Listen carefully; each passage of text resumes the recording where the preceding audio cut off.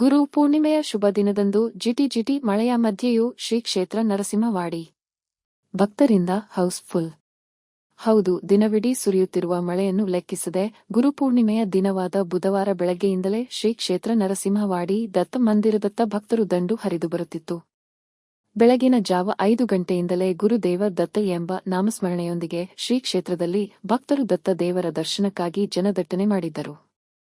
ಭಕ್ತರಿಗೆ ಗ್ರಾಮ ಪಂಚಾಯಿತಿ ಹಾಗೂ ನರಸಿಂಹವಾಡಿ ಪೊಲೀಸರ ವಿಶೇಷ ಬಂದೋಬಸ್ತಿನಲ್ಲಿ ಸರದಿಯಂತೆ ದರ್ಶನಕ್ಕೆ ಅನುಕೂಲ ಮಾಡಿಕೊಡುವುದರೊಂದಿಗೆ ಕೃಷ್ಣಾ ಪಂಚಗಂಗಾ ನದಿ ಸಂಗಮದಲ್ಲಿ ಸ್ನಾನಕ್ಕಾಗಿ ಭಕ್ತರಿಗಾಗಿ ವಿಶೇಷ ವ್ಯವಸ್ಥೆ ಮಾಡಲಾಗಿತ್ತು.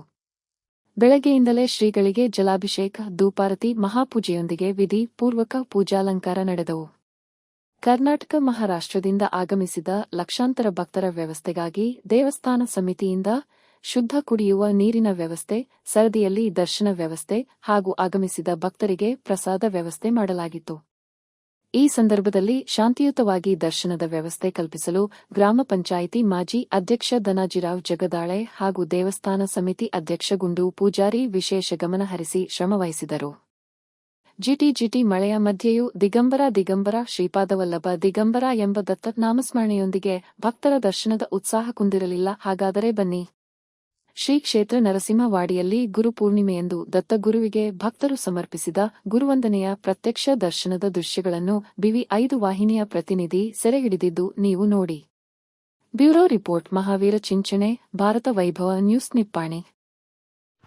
Thanks for watching. Read, discuss and debate with editor Dr. Yan Prashant Rao. Wanted reporters in print, digital and visual media for Bharat Vaibhav Daily Newspaper, BV News 5 Channel and BV Fast Web News from all the talukas of Karnataka, Goa and Maharashtra. If interested, send your resume to 9019229369.